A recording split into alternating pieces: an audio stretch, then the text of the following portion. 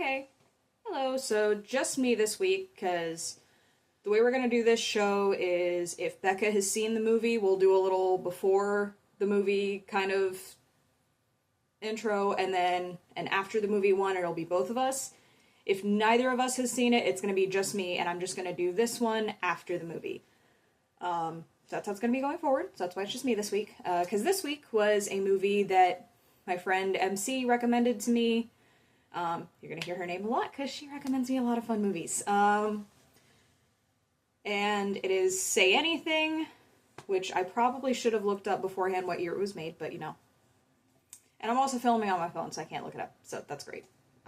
I'm so prepared, you guys.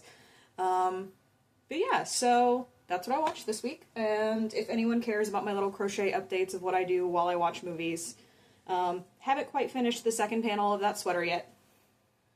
I was kind of lazy with it today. I got too invested in the movie. So Say Anything is a rom-com. And I had never seen it before, but everyone knows the, like, parody of, like, the guy standing outside the girl's window with the boombox. Obviously, that's where this is where that came from.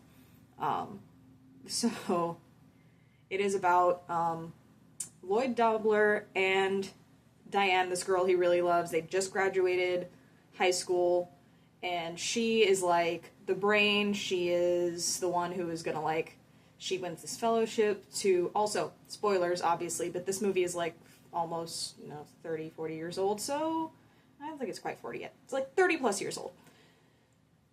So, but yeah, spoilers. So, where was I? This is why I need Becca to keep me on track. So she has won this, like, fellowship. She's going off to England to study and, like, all of that. And the movie is basically them having a summer together, falling in love before she goes off to England.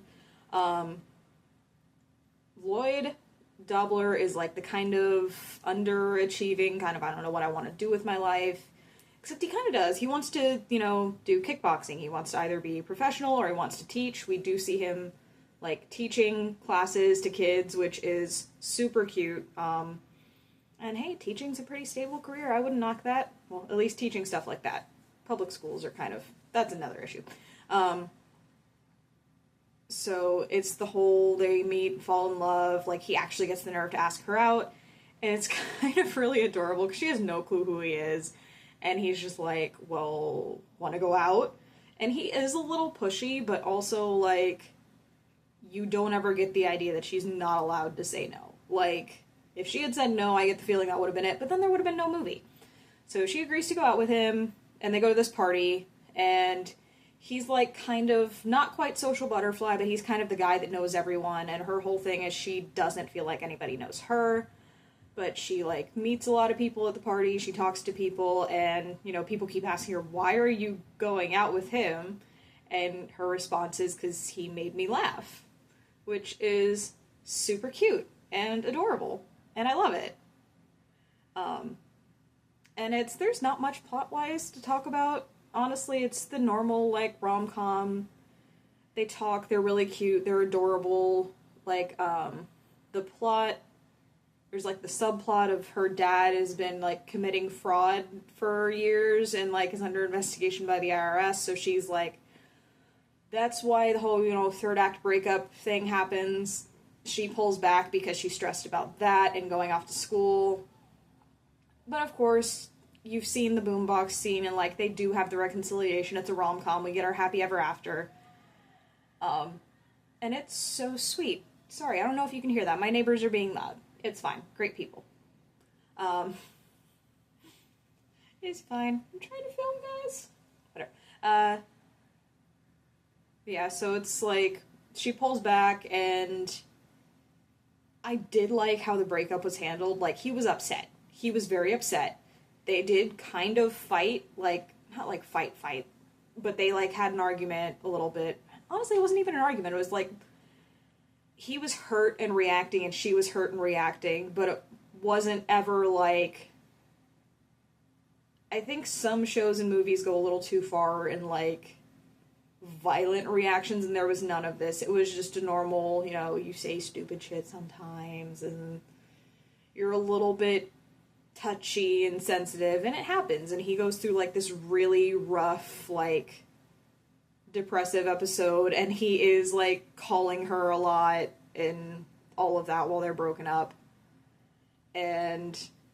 But again, like, you never get the idea that she is being pressured into it. You never get the idea, like, he's not stalking her. He's just a desperate guy who really loved her and is really trying to get her back. And I think it's sweet. And she is the one who seeks him out to get back together with him.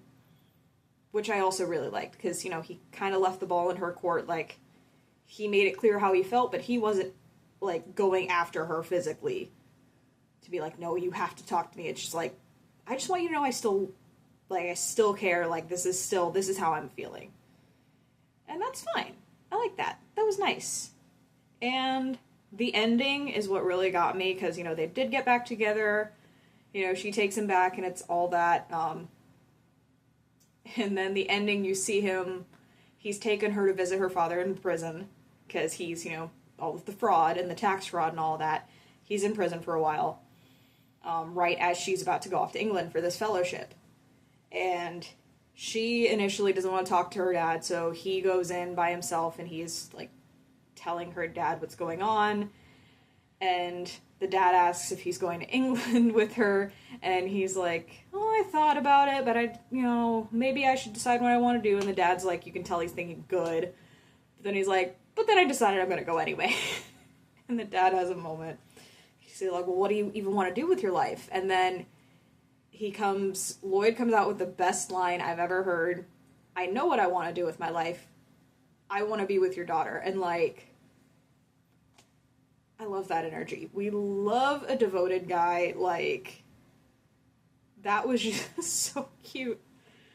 And it's like, because she is very much, like, she's the career woman. She's the one who's going to do all the things. She's the high achiever. And he's just like, I'm just here to cheer her on. I love her. Like, I'm here for whatever she's doing. I'm, like, just let me be the trophy husband and support you. And I love that.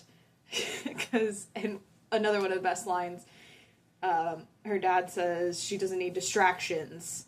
And Lloyd goes, well, I'm the distraction who's going to England with her. So that was great. I loved that. And so it was a very happy ending, and, like, one of the things throughout the whole movie is she's been so anxious about this flight, so of course he's going with her, so you see him, like, talking her through the flight, and it's the line of, okay, I just looked it up on the laptop I was watching it on, 1989. Sheer 80s, he's like, well, statistically, because he's been looking stuff up, like, you get the idea this man has spent weeks, like, in the library researching aviation safety to calm her down, and, again, we love it, and he goes, well, once that, statistically, airline accidents happen within the first 5 minutes, so once that smoking light dings, everything's gonna be fine.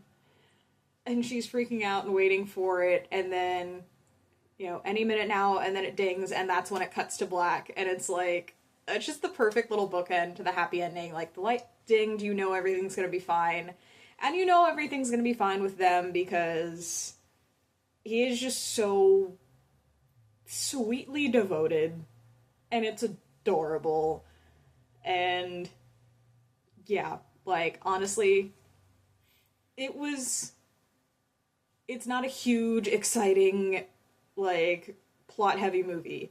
It was a little feel-good rom-com, and it served its purpose. It was great. I loved it. I'm probably going to watch it again at some point. That might go in the DVD collection. But yeah, it was a really good movie. If you haven't checked it out, like, even with the spoilers, it's worth watching, because it's adorable. And yeah, so next week starts the spooky movies. This is going up on October 1st, which at the time of recording is tomorrow. But I did want to get this out of the way before I started the Halloween stuff, because we're also considering some other theme months, and I'm like, well, I've been meaning to watch this movie for a while. It was almost going to be the first one, but then we decided on Heather's instead. So I will be getting to the spooky movies starting next week, and that will be all 4 weeks in October. I know I am going to be watching... What am I going to be watching? I know I'm going to be watching Edward Scissorhands, because surprisingly I haven't seen that yet. And there's a few more in the works. Death Becomes Her is one of them. Another MC recommendation. Like I said, you're going to hear her name come up a lot.